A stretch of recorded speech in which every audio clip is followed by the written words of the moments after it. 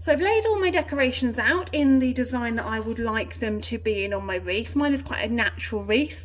It isn't specifically one of the designs that you've got, it's just all bits and bobs that we had left, but I think it works quite nicely.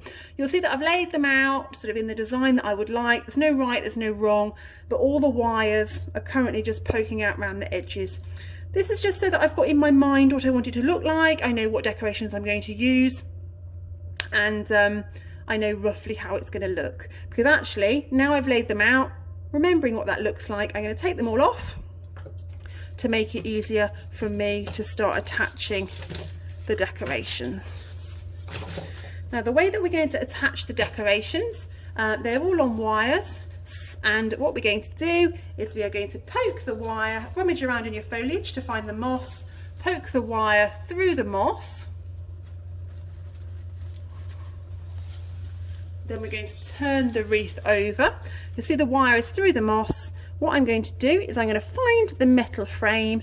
I'm going to poke it, wrap it round the metal frame once, twice, and then I'm going to poke the end of the wire into the moss so that I haven't got a scratchy door.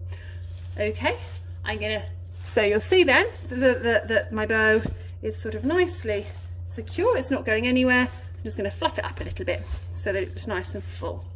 I'll show you that another couple of times and then I'll stop the video and you can pop your own decorations on your wreath.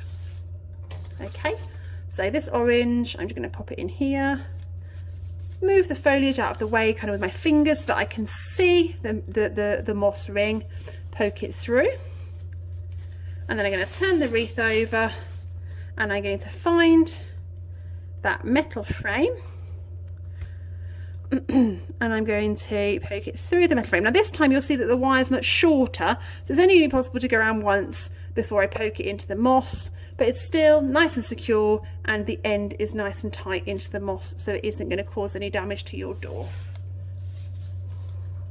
Now some of the wires are longer than others, some of the wires are bendier than others, so what I would suggest, the pine cones I know have got very long wires on. I probably cut those in half, and then the way that I would feed those through the moss is if you hold the very end of the wire before you start feeding it in. You'll see that if I do that, I can poke it through quite easily. It's come out the other side, I can feel where it is, and I can wrap it around the frame as I was showing you before without too much of a bother.